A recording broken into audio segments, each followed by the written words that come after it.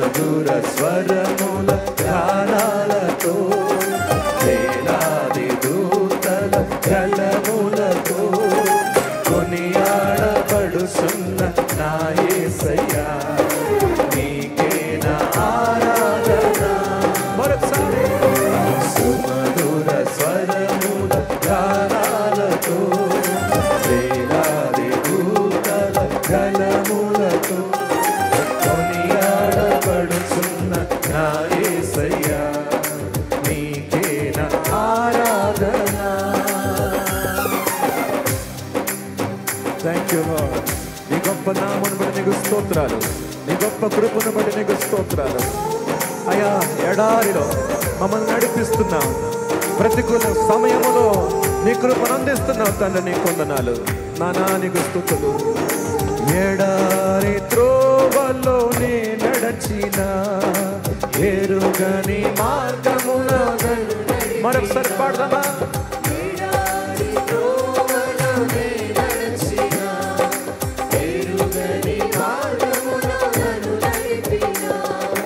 నా ముందు నడచిన జయవీరుడా, మా విజయ సంకేతమా నీవే.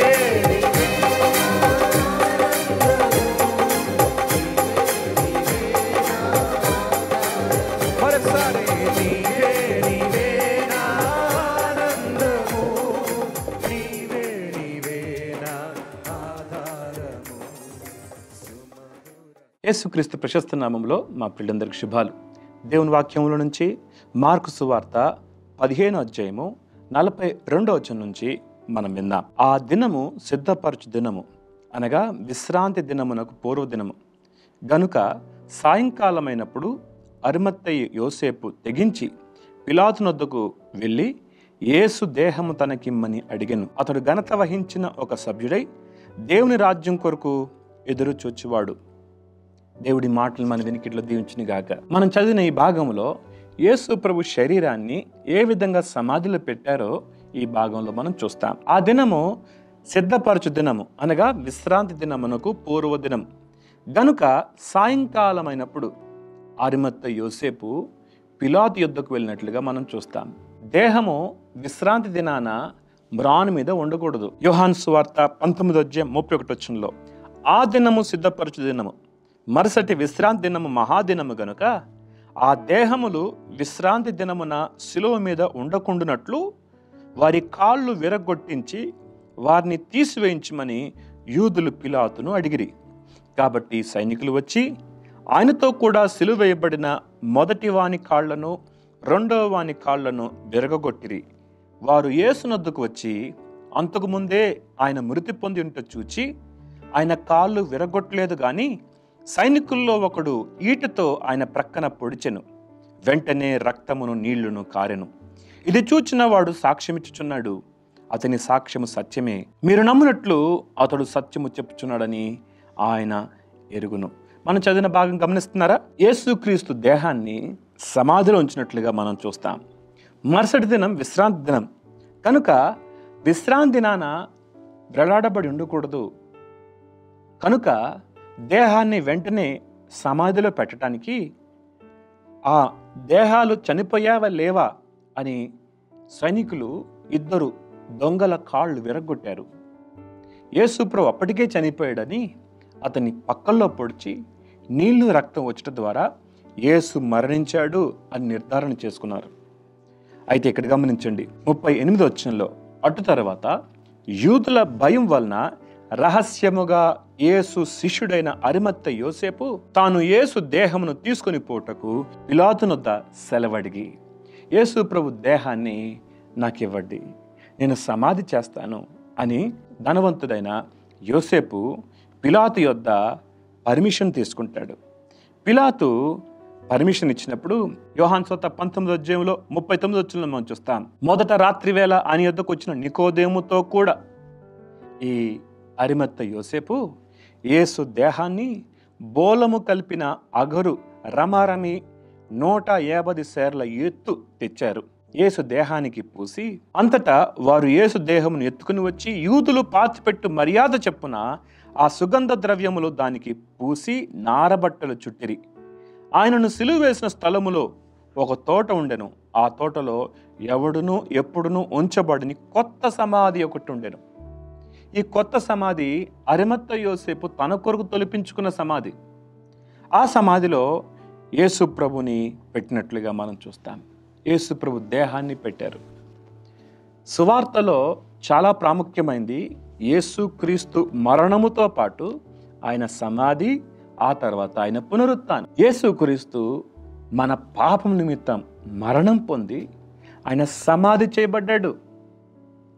ప్రియమైన బిడ్డలారా, విశ్రాంతి దినం రాబోతుంది కనుక త్వరగా యేసు దేహాన్ని అడావిడిగా నారబట్టతో చుట్టి యేసు ప్రభు దేహాన్ని కొత్త సమాధిలో ఉంచి, చూడండి 46వ వచనంలో, అతడు నారబట్టకొని ఆయనను దింపి ఆ బట్టతో చుట్టి బండలో తొలిపించిన సమాధి అందు ఆయనను పెట్టి ఆ సమాధి ద్వారమునకు రాయి పొర్లించెను.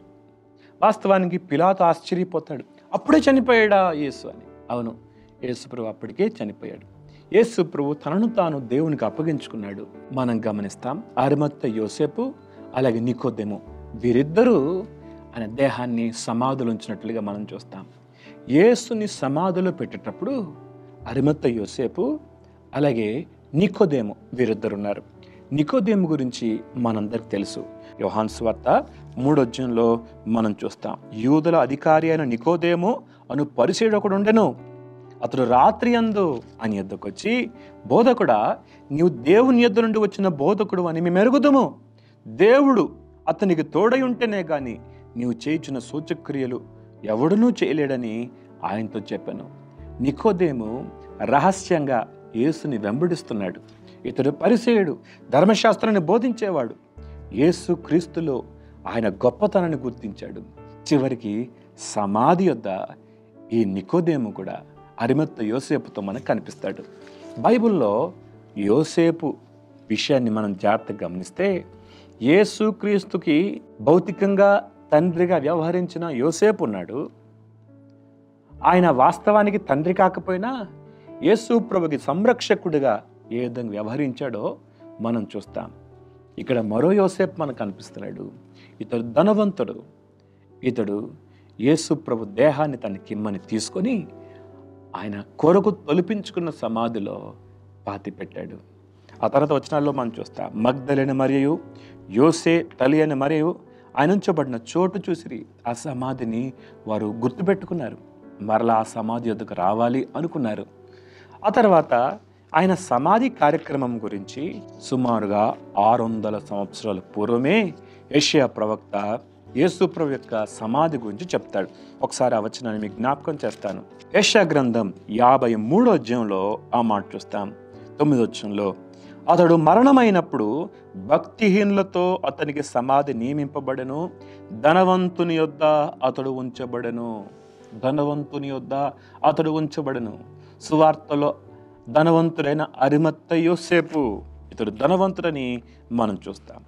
మెట్టుకు యేసుక్రీస్తు దేహము సమాధిలో ఉంచబడింది. అయితే సమాధి యేసుని బంధించగలిగిందా అన్న విషయాన్ని రేపటి దిన మనం చూద్దాం. దేవుడి మాటలు దీవించుగాక. ప్రార్థన. మహోన్నతుడకు దేవ, సర్వాధికారానికి స్తోత్రాలు. కల్వరిశిలలో మా కొరకు మరణం పొంది మా కొరకు సమాధి చేయబడి అయ్యా మా కొరకు తిరిగి లేచిన మా గొప్ప దేవాన్ని వందనాలు. శుభప్రదమైన నిరీక్షణ యేసుక్రీస్తు విశ్వాసం ఉంచిన మాకు మీరు ఇచ్చారు, నీకు వందనాలు. మా ముందు అయా అరిమత్త యోసేపు యొక్క సాక్ష్యాన్ని మేము చూస్తున్నాం, నికోదేము యొక్క సాక్ష్యాన్ని మేము చూస్తున్నాం. అవును, వీరు నిన్ను వెంబడిస్తున్నారు, వీరు నిన్ను ఎంతో ప్రేమించారు ప్రభువా. వీరు చివరిగా నీ దేహాన్ని సమాధిలో ఉంచడానికి వీరు గొప్ప భాగ్యాన్ని పొందుకున్నట్లుగా మేము చూసాం. ఎత్తబడిన మాటలు మందరి హృదయ నీరు కట్టి ఫలింప చేయండి. యేసు నామములో అడుగుతున్నాం తండ్రి, ఆమేన్.